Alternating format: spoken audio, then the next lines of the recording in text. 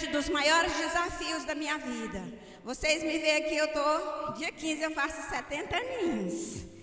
E só Deus sabe quantas adversidades, quantas dificuldades, quantas tempestades, quantos desafios eu tenho passado. Mas a alegria do Senhor, que é a nossa força, e a paz do Senhor, ela está aqui dentro do meu coração. E eu posso, mesmo diante das adversidades, ter a alegria e transmitir a alegria para o outro, porque essa é a nossa missão, porque Jesus é a nossa paz, Jesus é a nossa alegria, amém?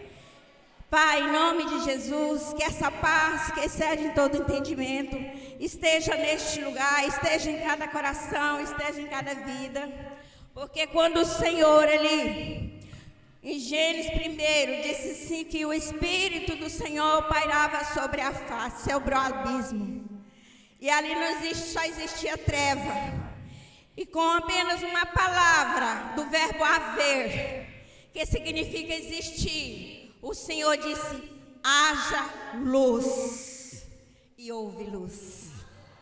Glória a Deus por isto, glória a Deus por isto. Isso quer dizer o quê? Que onde há treva, onde há escuridão, quando a luz chega, tudo clareia, tudo clareia. E quando o Senhor disse haja luz, apenas com essa palavra, o verbo existir, haja. Ele disse, haja luz, e houve luz. Haja divisão entre céu e firmamento. Aí o Senhor foi falando, já foi acontecendo tudo ali. E durante 6 dias ele trabalhou intensamente para criar todas as coisas. E no 7º dia ele descansou. Ele criou o homem. E aí ele disse assim, não era bom que o homem estivesse só. E criou uma disjuntora para esse homem. Para iniciar só uma introdução, eu quero introduzir, mas antes que eu continue com a introdução, gostaria que todos nós lessem João 8, 12, que diz assim, João 8, 12. Às vezes vocês vão perguntar, mas o que tem a ver com lá no início de Gênesis? Nós vamos chegar lá, tá bom? Eu sou a luz do mundo. Quem me segue nunca andará em trevas, mas traz a luz na vida, mas terá luz na vida. Enquanto eu estou no mundo, sou a luz do mundo, disse Jesus. Então, lá no princípio, quando Deus disse que o Espírito parava sobre a face e não havia, era só treva, ele disse, haja luz. Neste momento, antes de tudo acontecer, eu acredito que essa luz, quando ele disse haja luz, Jesus já estava lá no princípio. Desde o princípio Jesus estava. E aí quando ele criou todas as coisas, criou o homem, e falou assim, e Jesus falou assim, criou o homem e a mulher, aquele jardim lindo, vamos imaginar. Quando eu leio em Gênesis, quando a criação de Deus, eu fico imaginando aquele jardim tão lindo, tão perfeito, tão maravilhoso. Aí eu fico imaginando ali como existia tanta paz. Não tinha nada de ruim naquele lugar. Porque Deus criou o homem para viver num jardim. Só que Deus, quando Ele fez tudo, Ele falou para o homem que está lá em... Deixa eu olhar aqui, onde se encontra. Quando Deus dá ordem para o homem e para a mulher, Ele fala o seguinte... Então o Senhor Deus fez brotar do solo, Gênesis 2:9. Então o Senhor fez brotar do solo todo tipo de árvore, agradável aos olhos e boa para alimento. No meio do jardim estava a árvore da vida e a árvore do conhecimento do bem e do mal.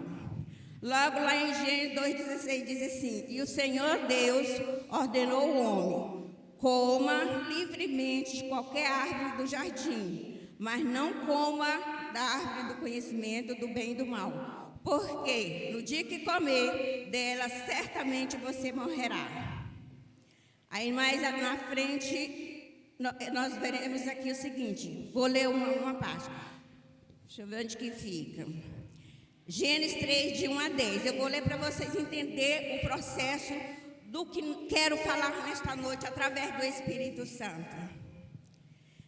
Ora, a serpente era o mais astuto de todos os animais do campo que o Senhor Deus tinha feito. Ela perguntou à mulher: foi isso mesmo que Deus disse? Não coma de nenhuma das árvores do jardim? A mulher respondeu à serpente: podemos comer do fruto do jardim inteiro, mas Deus diz: não coma do fruto da árvore que está no meio do jardim, nem toque nele. Do contrário, vocês morrerão. A serpente disse à mulher: certamente não morrerão. É que Deus não sabe que no dia que comerem dele, os seus olhos se abrirão e vocês serão como Deus, conhecendo o bem e o mal. Quando a mulher viu que a árvore era boa para o alimento, atraente aos olhos e desejável para ela obter sabedoria, tomou do seu fruto e comeu. Também o deu ao seu marido que estava com ela, e ele comeu. Então os olhos dos dois se abriram e pereceram, e viram que estava nu. Por isso, eles entrelaçaram folhas de figueira e se cobriram. Quando o homem e sua mulher ouviram o som do Senhor Deus, que caminhava pelo jardim ao sopro do vento do dia, esconderam-se da presença do Deus entre as árvores do jardim. O Senhor Deus, porém, chamou o homem e perguntou: onde você está? Ele respondeu: eu te ouvi no jardim e fiquei com medo, porque estava nu, por isso me escondi. Está em Gênesis 3, 1:10, como eu falei. Veja bem, o que podemos analisar com esse relato? Que Deus criou o homem, criou tudo, colocou no jardim do Éden, deu a sua disjuntora, e ali a mulher, induzida pela serpente, querendo conhecer igual a Deus, porque Deus tinha avisado, ela caiu no conto do vigário da serpente e comeu do fruto. Ela comeu do fruto. E aí ela deu para o homem, e o homem também comeu. Vamos fazer um paradoxo aqui agora. A mulher simboliza a igreja do Senhor, e o homem simboliza Jesus Cristo. E quando a mulher comeu do fruto que o seu marido chegou e ela ofereceu para o seu marido, ele deve certamente ter pensado: como que eu vou perder minha esposa? Como eu vou perder minha mulher? Porque se ela comeu, ela já está condenada, ela já pegou destituída, ela está da graça do Senhor. Então eu tenho que comer também. Mesmo que ele não quisesse, ele teria que comer, porque senão ele perderia a sua esposa.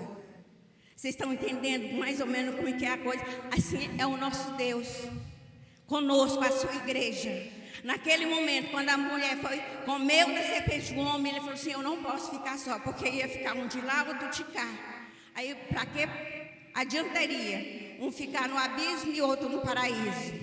Então, o homem, se a gente for analisar, ele deu esse entendimento para que ele também comesse do fruto, para que ambos estivessem juntos, ambos fossem destituídos da graça.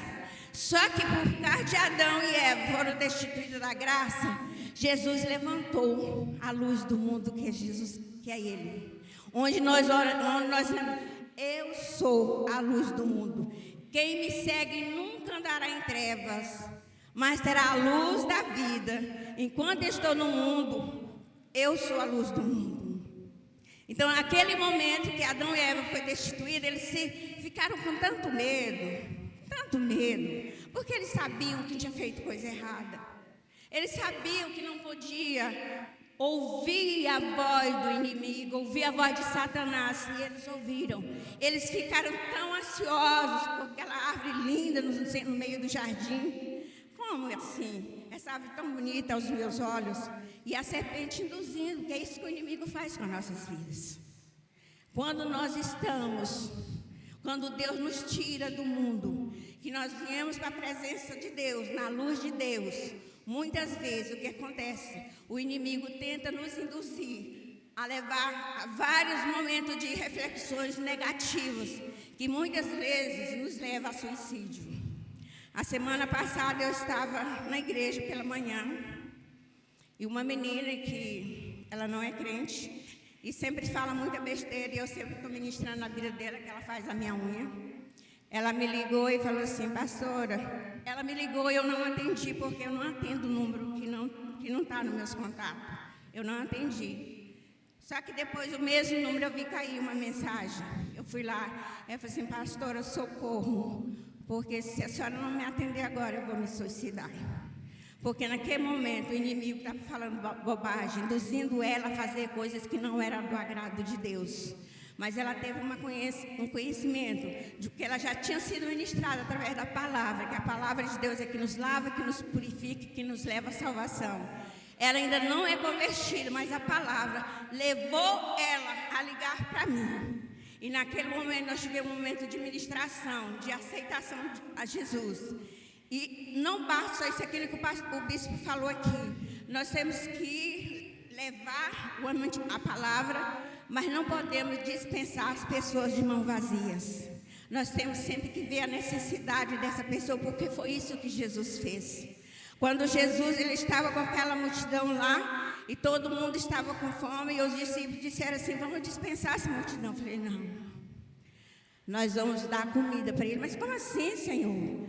Não, mas tem 2 peixinhos, 3 pães ali. O Senhor pegou ali, e orou e multiplicou, e todo mundo comeu. Então nunca, jamais devemos orar por alguém e ela tiver uma necessidade e nós dispensarmos, porque nós somos o quê? Discípulos de Jesus, seguidores de Jesus. E quem segue Jesus vive na luz. Quem segue Jesus vive na luz. Quem segue Jesus vive na luz. Se você está nas trevas, se você tem a treva na sua vida, você não tem Jesus na sua vida. Porque quem tem Jesus, mesmo que está morto, ele revive. Mesmo alguma parte do seu ser que está morto dentro de você, se você tiver Jesus e buscar Jesus no seu coração, ela faz aquela parte reviver dentro de você. Porque muitas vezes nós estamos em pé, nós estamos respirando, mas tem partes do nosso corpo que está morta. E nós precisamos buscar esta luz que brilha, a luz de Cristo, que brilha em nossas vidas. Porque Cristo é a luz do mundo. E sem Ele, jamais nós chegaremos a uma santidade perfeita sem Cristo. Nós temos que viver neste mundo como Cristo viveu. Nós temos que estar nesse mundo como Cristo viveu. Muitas vezes as pessoas querem imitar pregadores fulano de tal, cicrano e tal, e tentam imitar. Meu Deus, quando eu vejo isso, eu fico, Senhor, tem misericórdia. Porque teu evangelho é tão simples e genuíno. Nós temos que fazer o que o Senhor fez, pregar a mensagem de Cristo, a verdadeira palavra. Aquele que Deus fez quando ele se preparou durante 30 anos para levar a palavra, para fazer aqui nesse processo. Lógico, ele teve um processo de aprendizagem, mas o ministério dele foi 3 anos. E o que ele fazia? Ele simplesmente sentava com a multidão. Ele não ficava em púlpito, ele não queria holofotes, ele não queria nada disso. E às vezes quando ele curava, ele falava, não fala nada. Hoje os homens querem estar num púlpito, num holofote, com câmeras para todo lado, para querer levar Jesus para as pessoas.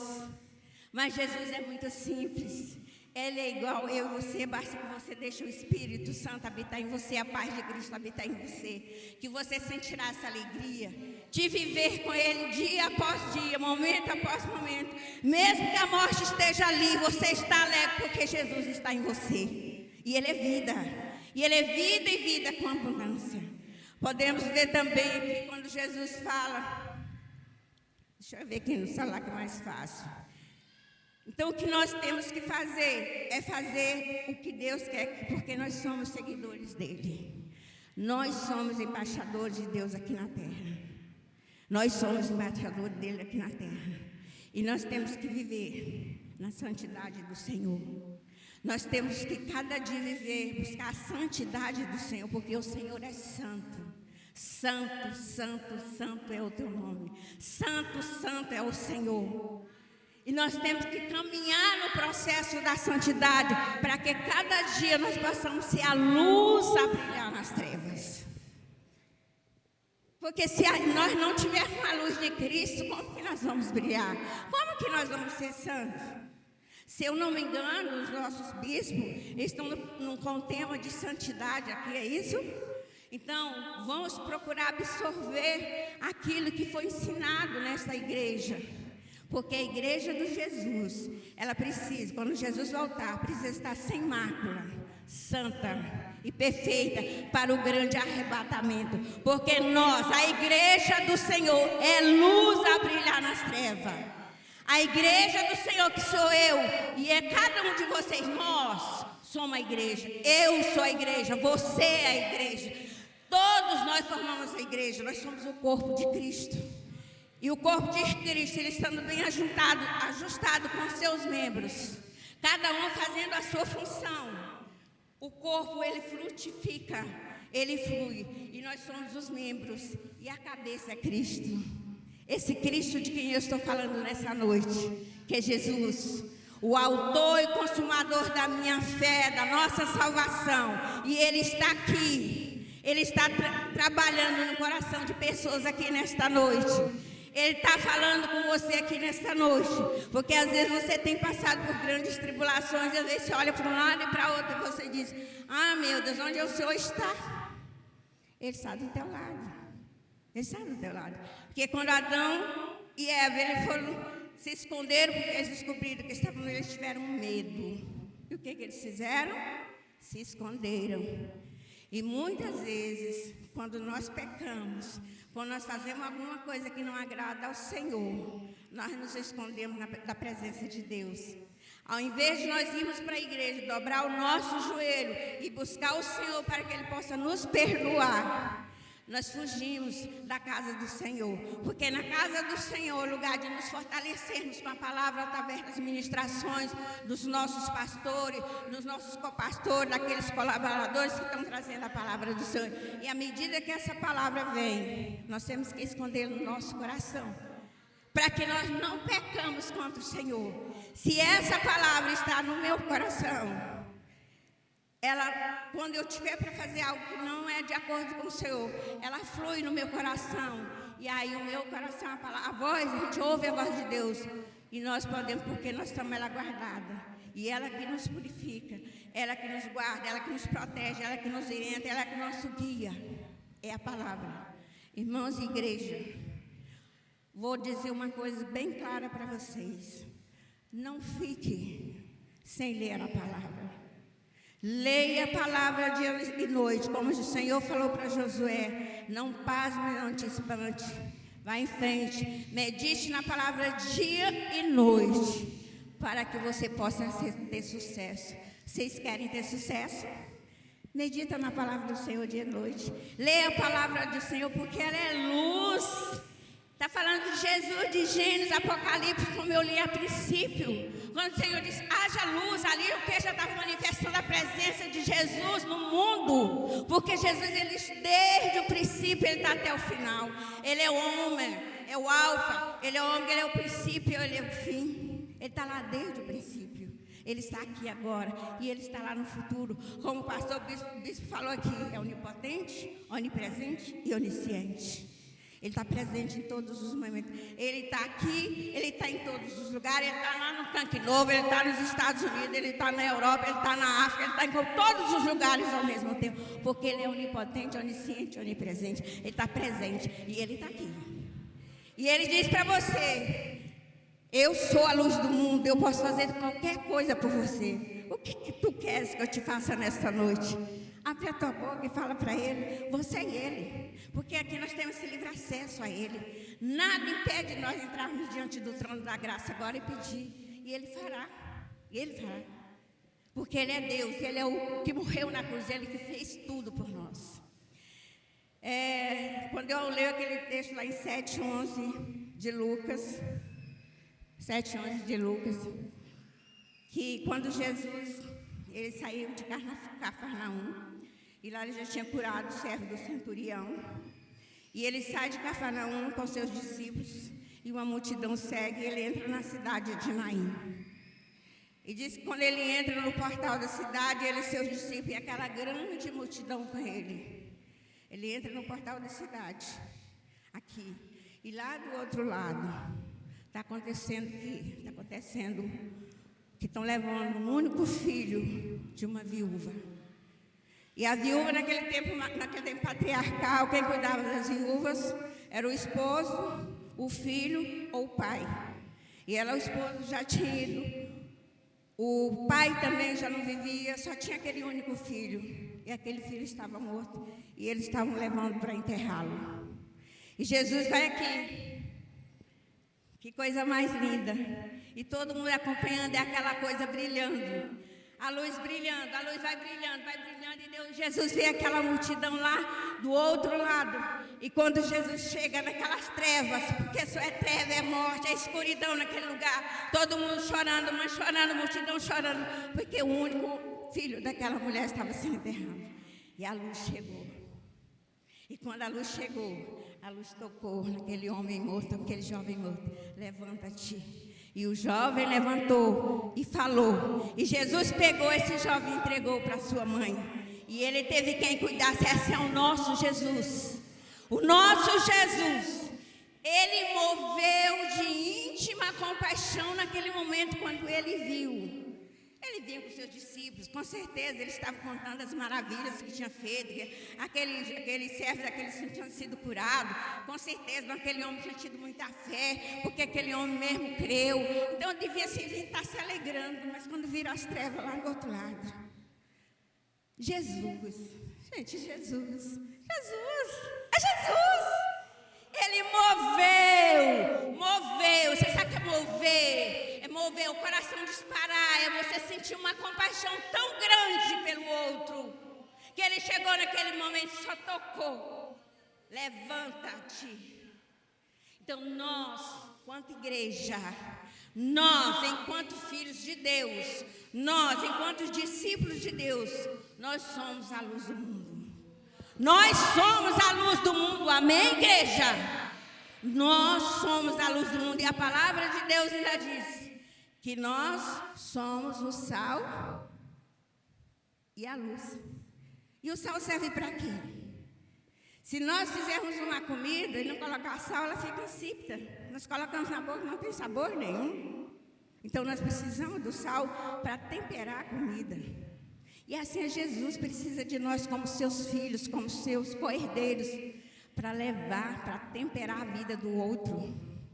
Você já pensou, você chegar numa casa, está uma tristeza, está um morto, está ali, e você chegar, sendo o sal da terra e a luz do mundo, você chegar e transformar aquele ambiente se tornar um ambiente alegre, porque você tem o Espírito Santo de Deus na sua vida?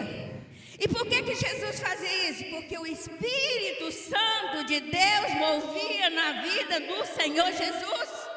Porque desde o princípio o Espírito Santo pairava sobre aquilo tudo.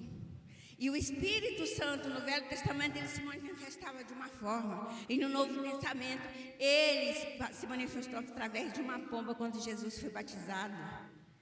Então o Espírito Santo, e quando Jesus morreu ali na cruz, que o véu se rasgou, o Espírito Santo, ele estava ali. E quando Jesus passou aquele período aqui, dos 40 dias, que ele acendeu os céus, e estavam aqueles homens ali, aqueles dois varões ali esperando, ele disse para eles, eis que vou, estou indo para o céu, para o meu lugar. Só que enviarei para vocês o Espírito Santo Consolador, que viverá convosco até os confins dos séculos. E esse Espírito Santo, ele está aqui, movendo em nosso meio, movendo no teu coração, movendo na tua casa, movendo nos seus negócios, movendo na tua empresa, através da tua vida. Porque ele só move através da nossa vida, porque ele está aqui, ele mora aqui dentro. A palavra de Deus diz que nosso corpo é templo do Espírito Santo. E ele está conosco. E onde nós chegarmos, nós temos que fazer a diferença. Onde nós chegarmos, nós temos que fazer a diferença. A gente está ali passando um dia, tem um sobrinho que eles não são evangélicos, nossos bichos estiveram lá. Eu falei, vocês vêm, mas vocês não escandalizam não, porque aqui é todo mundo ministrado.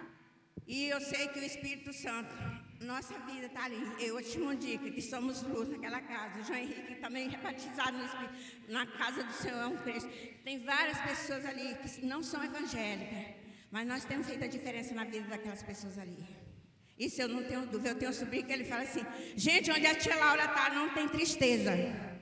Onde a tia Laura, eu gosto de chegar onde a tia Laura está, porque onde a tia Laura está, há alegria. Às vezes eu estou a pior pessoa do mundo. Onde a tia Laura chega, ela me dá uma palavra, e eu estou lá no fundo do poço, eu levanto com aquela palavra. São atos proféticos que nós, enquanto igreja, enquanto filho de Deus, enquanto luz, nós temos que transbordar para o outro. Atos proféticos. Eu aprendi uma coisa aqui com o bispo, período que eu tive aqui. Pois todos vocês que são discípulos dele faziam atos proféticos. Eu não sabia o que era fazer um ato profético. Eu aprendi aqui nessa igreja. E eu comecei a fazer atos proféticos. Eu estava contando isso para eles ali. Que eu fui para Múrcia, na Espanha. Tinha uns missionários nossos lá. E onde a igreja foi fundada era uma praça de prostituição. Eles se prostituíam na claridade. Para todo lado que você olhava, tinha aquelas camisinhas. Aí o missionário pegou e falou assim, que hoje ele é o nosso pastor. Falou assim: pastora Laura, não se escandalize com o que você vê aqui. Eu falei: meu filho, isso é o de menos para mim. E aí, né, fiquei ali olhando aquilo tudo ali. Aí eu falei assim, Rafael, ainda não era meu pastor, era só missionário. Eu falei, mas eu chamava ele assim de Rafael. Vamos fazer um ato profético, aprendi aqui com nossos bispos, tá? Vamos fazer um ato profético? Eu falei, vamos. Aí já até contou esse testemunho esse dia atrás. Vamos. E aí nós começamos, e eu comecei a profetizar ali: Senhor, essas 3 quadras aqui em torno dessa igreja, essa quadra, dessa praça e todas as quadras aqui em torno, não entrará uma pessoa a não ser que venha e te aceite como seu Salvador. E começamos a orar e fazer ato profético e falar ali que nós não aceitaríamos, porque ali era onde estava sendo construída a igreja para as pessoas virem e aceitar Jesus. E nós éramos luz ali naquele lugar. Então, as trevas não poderiam permanecer naquele lugar. Não poderia. Porque a luz estava lá. A igreja de Cristo estava lá. E como que nós iríamos estar lá e permanecer aquela coisa toda naquele lugar? Não! Porque nós éramos a luz. E a luz brilhou naquele lugar. Hoje existe uma igreja saudável lá em Múrcia, onde não existe uma prostituição. E todos que entram lá são salvos para a honra e glória do Senhor Jesus. Para a honra e glória do Senhor Jesus. Então é isso, meus amados irmãos. Nós não podemos, de maneira nenhuma, aceitar que o inimigo coloque coisas negativas na nossa mente. Quando nós ouvimos essa voz, blá, blá, blá, repreenda em nome de Jesus e fale: eu sou luz. Eu sou discípulo de Jesus. Mas igual o apóstolo, eu sou imitador do Senhor Jesus. Nós imitamos Jesus, nós seguimos os passos de Jesus. E tem situações que às vezes eu estou lá e falo: Deus, o que eu faço? Aí eu falo: não é eu que faço. Senhor, se fosse o Senhor nessa situação, o que o Senhor faria? Se fosse o Senhor nessa situação, como você caminharia? Se fosse o Senhor nessa situação, o que o Senhor pisaria? E aí eu fico tentando ouvir a voz do Senhor para fazer aquilo que o Senhor possa me instruir a fazer. Então, igreja de Arraial da Ajuda, são ovelhas do Senhor Jesus, mas estão debaixo de uma autoridade espiritual do Bispo Santo, da Bispo Liette. Eles são a autoridade espiritual na vida de vocês. E ouçam a voz desses homens de Deus, porque eles são luz a brilhar na vida de vocês. E vocês serão luz nos ambientes por onde vocês forem. Onde vocês pisarem, onde vocês estiverem, vocês serão luz. E nenhuma treva vai prevalecer, porque são imitadores de Jesus. São servos do seu Jesus. E onde a luz chega, as trevas se desfazem. Amém? Onde as luzes... Entenderam? Acho que vocês não entenderam. Onde a luz chega, o que acontece? As trevas se desfazem. Onde a morte vira vida. Onde a tristeza tem alegria. É isso que nós, enquanto igreja, podemos guardar no nosso coração, porque somos luz a brilhar nas trevas. Nós somos como um farol. Para que serve o farol? Nós vamos em Salvador, tem um farol não sei da quem, para que serve um farol?